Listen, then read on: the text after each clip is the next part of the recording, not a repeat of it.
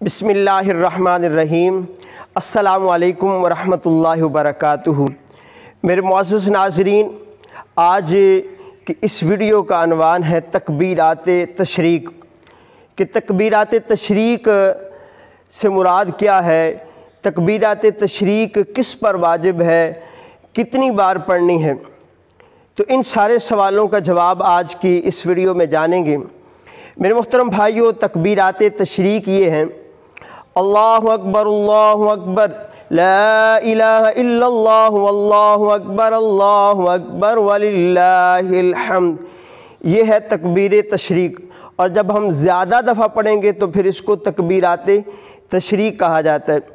तो ये कब से लेके कब तक पढ़ना है, तो याद रखिए कि 9 ज़ुल्हज की सुबह फ़जर की नमाज से लेकर 13 की असर तक, यानी 13 ज़ुल्हज की असर तक हर मुसलमान पर एक बार पढ़ना वाजिब है और 3 बार पढ़ना अफजल है।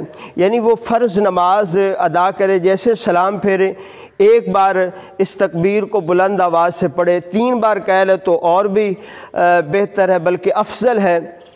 इसी तरह मेरे मोहतरम भाइयों, अगर कोई बंदा अकेला फ़र्ज़ पढ़ रहा है या फिर जमात के साथ पढ़ रहा है तो फिर भी फ़र्ज़ नमाज का जैसे सलाम फिरेगा आपने 3 बार ये तकबीरात पढ़नी हैं।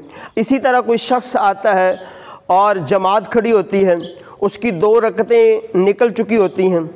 अब इमाम सलाम फेरने के बाद वो तो तकबीरात तशरीक़ पढ़ेगा। अब ये शख्स बाकी अपनी रकतें जितनी भी रही हैं, 1 या 2, उसको पढ़कर उसके बाद ये बंदा भी तकबीरात तशरीक़ पढ़ेगा। आप इसी तरह जुमे की नमाज के बाद भी पढ़ें और इसी तरह ईदैन की नमाज के बाद भी इन तकबीरात को पढ़ें। ये तकबीरात तशरीक़ जो कि पाकिस्तान में ईद आ रही है 10 जुलाई 2022 को इतवार वाले दिन, तो ये हफ्ते की सुबह से लेकर 13 ज़ुल्हज यानी बुध वाले दिन की असर तक इसका वक़्त है। 13 की असर तक आपने पढ़नी है। अल्लाह पाक आप सब का हामी व नासिर हो। जज़ाकल्लाहु खैरा।